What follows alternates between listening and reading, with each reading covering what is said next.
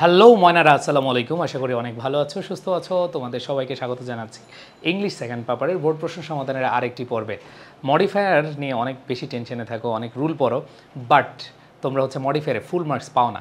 তোমরা যারা মডিফায়ারে full marks পেতে চাও তোমাদেরকে অবশ্যই মাথায় রাখতে হবে কনসেপ্ট ক্লিয়ারের পাশাপাশি বোর্ড প্রশ্ন সমাধানের কোনো বিকল্প নেই। সো একবার দুর্দান্ত টেকনিকে এবং সহজ ভাষায় তোমাদেরকে মডিফায়ারটা শেখাবো এবং দিনাজপুর বোর্ড 2024-এর মডিফায়ারটা আমরা সলভ করব। ওকে, আচ্ছা আসো। আমরা সবার আগে তোমরা যারা আমার এই সিরিজটা দেখছো, আমার এই প্লেলিস্ট দেখছো, তোমরা সবাই জানো যে আমি আগে তোমাদেরকে মডিফায়ারের আনসার করার ক্ষেত্রে আগে ব্র্যাকেট দেখাই, ব্র্যাকেটগুলো। ঠিক আছে, দেখো প্রথম ব্র্যাকেটটা কি আছে, use a noun adjective. Use a noun adjective মানে কি, আমাদেরকে নাউনই ব্যবহার করতে হবে। মানে এই প্লান্টেশন, এই প্লান্টেশনের আগে নাউন বসে, দ্যাট মিনস আমরা এই নাউনটাকে অ্যাডজেক্টিভ বলে ফেলবো। স্বাভাবিকভাবে আমরা জানি নাউনের আগে অ্যাডজেক্টিভ বসে। এই যে প্লান্টেশন, এটা নাউন, এর আগে অ্যাডজেক্টিভ হওয়ার কথা, বাট বলে দিয়েছে যে এখানে অ্যাডজেক্টিভ না বসে নাউনই বসাতে হবে। কারণ দুইটা নাউন যদি একসাথে বসে, শেষেরটা নাউন থাকে, আগেরটা অ্যাডজেক্টিভ হয়, আর ওটাকে বলা হয় নাউন ফাংশনিং অ্যাজ অ্যাডজেক্টিভ। ওটাকে কি বলা হয়? Noun functioning as adjective. So আমাদের প্রথম শূন্যস্থান অ্যান্সার কি হবে? নাউন হবে। বি নাম্বার দেখো, ইউজ আর্টিকেল, কোনো কথা নাই, এ এন অথবা দি।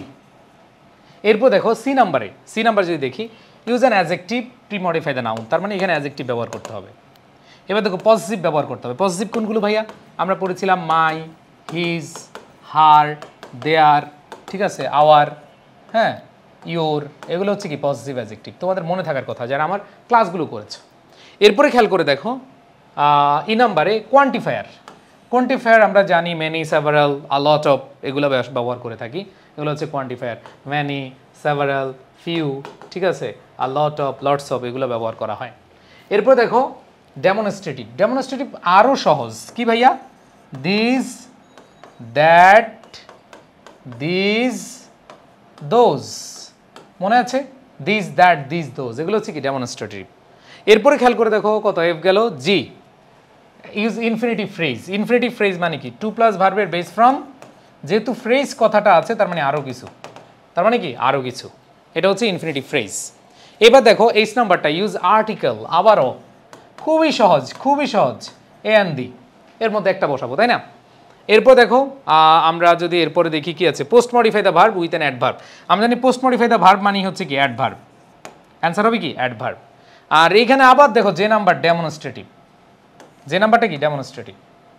একটু খেয়াল করে দেখো, এই যে 10টা শূন্যস্থান আছে, এই 10টা শূন্যস্থানে মাত্র 4-5টা ব্যবহার, তুমি জানলেই কিন্তু অ্যান্সার হয়ে যায়। মানে অ্যাডজেক্টিভ জানতে হবে, অ্যাডভার্ব জানতে হবে, তারপর তোমাদের ডেমনস্ট্রেটিভ জানতে হবে, কোয়ান্টিফায়ার জানতে হবে, এই জিনিসগুলো। তো এখন আমরা আনসার করার চেষ্টা করব। দেখো আগে বুঝলাম যে কোনটাতে কি বসাবো, অ্যাডজেক্টিভ বসাবো নাকি অ্যাডভার্ব বসাবো না অন্য কিছু বসাবো। এখন আমরা সেইভাবে আনসার করার চেষ্টা করব। আসো দেখো, বলা হয়েছে rainy season is the proper time for plantation. So এখানে নাউন বসাইতে হবে। কি প্লান্টেশন? ট্রি প্লান্টেশন বলতে পারি, ভেজিটেবল প্লান্টেশন বলতে পারি, তার মানে গাছপালা অথবা শাকসবজি প্লান্টেশন, এগুলো আমরা বলতে পারি। সো এখানে আমরা ট্রি প্লান্টেশন দিলেই খেলা শেষ। এরপর দেখো বি নাম্বার বলছে আর্টিকেল ইউজ করতে। কি করতে? আর্টিকেল। তাহলে এখানে এনভায়রনমেন্ট কি? ভাওয়েল। তাহলে আমরা জানি ভাওয়েল থাকলে এখানে অবশ্যই কি বসবে? অ্যান বসবে, অথবা অ্যান না বলে দ্য এনভায়রনমেন্ট বলতে পারো, কারণ এনভায়রনমেন্ট আমাদের যেহেতু নির্দিষ্ট করে বলা হয়, তাহলে এখানে আমাদের কি দা বলতে পারো, অথবা তুমি দাটা বুঝি না অ্যান দিয়ে দাও, অ্যান এনভায়রনমেন্ট, ঠিক আছে।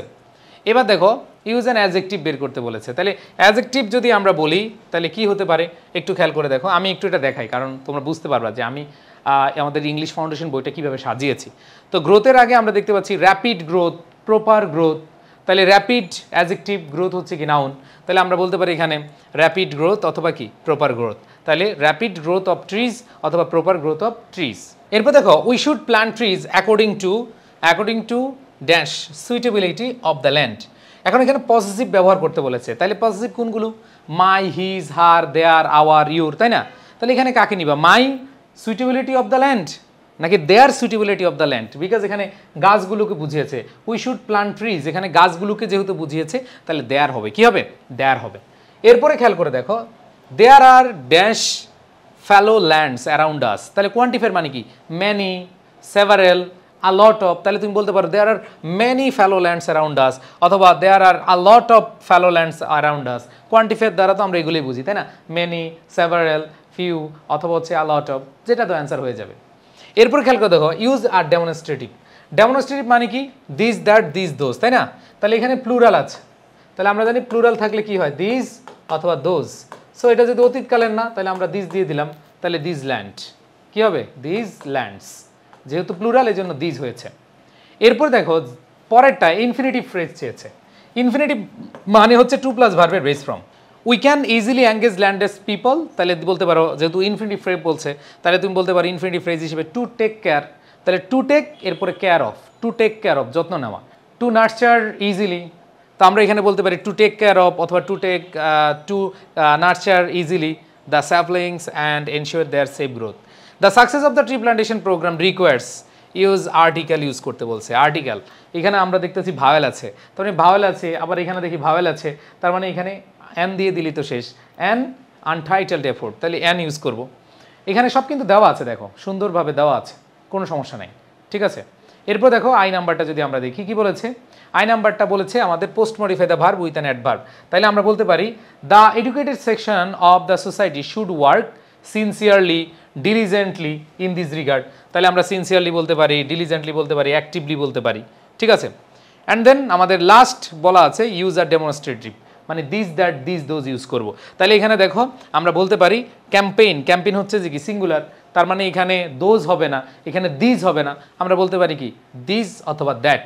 তাহলে to this novel campaign, to this novel campaign, ঠিক আছে। তাহলে TSIS দিলেই আমাদের হয়ে যাবে।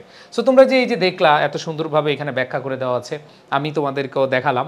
সো তোমরা এইভাবেই কিন্তু পাবে আমাদের বইটিতে। তো বইটির নাম হচ্ছে তোমরা জানো যে ACC English foundation sure A+, এবং এই বইটি নিতে হলে তোমাদেরকে আমাদের যে হোয়াটসঅ্যাপ নাম্বার দেওয়া আছে সেটাতে নক দিলেই তোমরা বইটি নিতে পারবে। সো দেরি না করে এখনই বুকিং করে নাও, এবং তোমার যেই ইংরেজি গ্রামারের ভয়, বেসিকের যে ভয়, তোমার ইংলিশ সেকেন্ড পেপারের যে ভয় একবারে কেটে তুমি 100% A+ নিশ্চিত করতে পারে যেন সেভাবে প্রস্তুতি নেবে। সেই পর্যন্ত তোমাদের জন্য ভালোবাসা রইল, দোয়া রইল। আর রাইটিং পার্ট অনেক ইম্পর্টেন্ট, তোমাদের ফার্স্ট পেপার সেকেন্ড পেপারে 40-80 মার্কের হচ্ছে রাইটিং পার্ট রয়েছে। এর জন্য রয়েছে আমাদের free hand writing for beginners, এবং এটা হচ্ছে একবারে বেসিক কোর্স, যেটা পারলে তুমি basic to advance concept clear হবা, দ্রুত নির্ভুল উত্তর করার বিষয়গুলো শিখবে। সো তোমরা দেরি না করে এখনই এনরোল করে নাও। সবার জন্য শুভকামনা, তোমাদের সকলের প্রতি ভালোবাসা ও দোয়া রইল। আসসালামু আলাইকুম রহমতুল্লাহ।